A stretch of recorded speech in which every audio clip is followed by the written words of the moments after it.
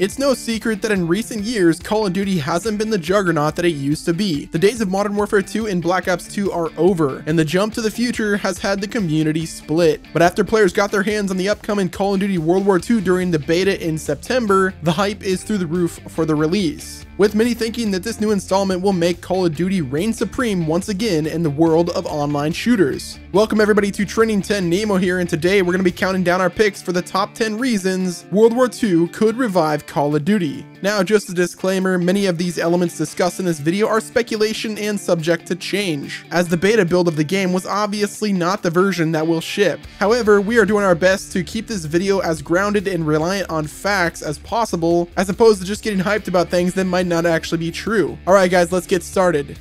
Now, starting this list off at the number 10 spot is new campaign features. As revealed in a few different interviews, the Call of Duty World War II campaign will function as no other Call of Duty has in order to give us a much more authentic experience. Both the health and ammo regen systems will be completely removed, forcing you to rely on your squad to help you heal yourself or get more ammo when you're out. This pretty much sounds like the exact same system that's in Battlefield. The auto health regen system has been criticized for years in Call of Duty, and many players are excited to see how Sledgehammer's alternative to it will function.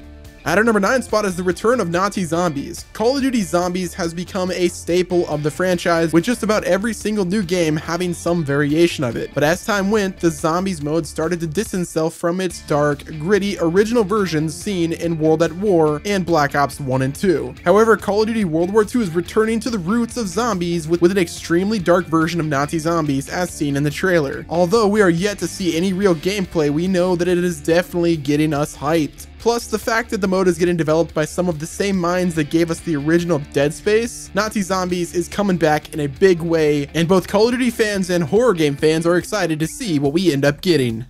Now at the number 8 spot is gunplay. After the private beta, it's clear Call of Duty World War II has some of the smoothest gunplay that we've seen in a long time. A criticism of the futuristic games was that the movement took away from the gunplay itself, and that many of the guns felt the same. This is no longer a problem in World War II, as the return to boots on the ground is exactly what the Call of Duty faithful have been asking for, and the refined gunplay fits it perfectly.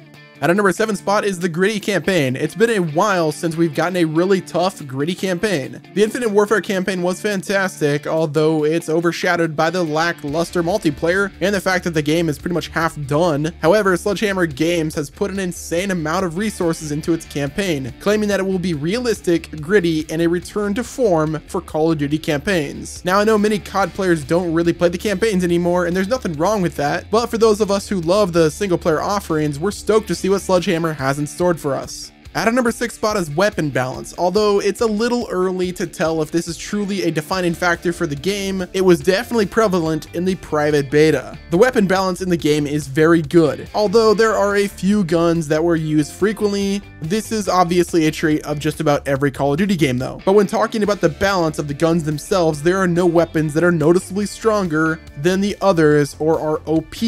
Based on the beta of the game, there are no BALs or ASM-1s just yet, and hopefully things will stay that way. At a number 5 spot is cosmetic only supply drops. Okay guys, before you yell at us in the comment section, let me just say we are aware of Sledgehammer's stance on supply drops, and as of right now, it is confirmed that supply drops will be in the game and they will be cosmetic only at launch. Now the keywords there are at launch, which definitely implies that there will be new weapons or weapon variants added at some point during the game's lifespan. But if that does happen, it's safe to assume that it'll be similar to the format of Infinite Warfare or Modern Warfare Remastered, in which all of the new weapons were obtainable by just playing the game and unlocking them with parts of salvage. Supply drops aren't going anywhere anytime soon, that's just the way things are. But judging by the way Sledgehammer employees have talked about the World War II supply drop system, I think it's safe to assume that the drops in World War II will not be nearly as intrusive as they were in Advanced Warfare or Black Ops 3. At a number 4 spot is the classic setting. This one is pretty straightforward. Call of Duty was at its best when it was a classic setting. The return to World War II will bring many old school players back in. We already see this with some retired pro players announcing their return to the game once World War II releases, and we can only assume that casual players who stopped playing will be returning as well.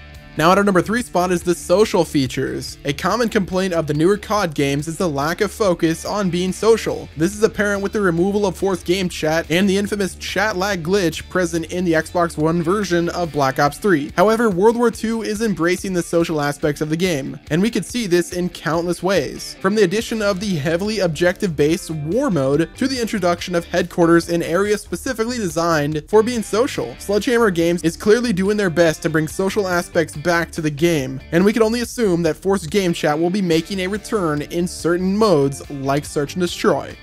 Now at the number 2 spot is the simplicity. Call of Duty first broke out when it was a very simple game, and it started to die down when it added more and more features that no one really asked for. Sure, it's good to have options and new ways to play, but Call of Duty started dying when the developers started taking things too far. Modern Warfare Remastered is the perfect example of how to make a simple game have options. And from the beta, it's looking like Call of Duty World War II will have the same style, a simple game with lots of options on how to play.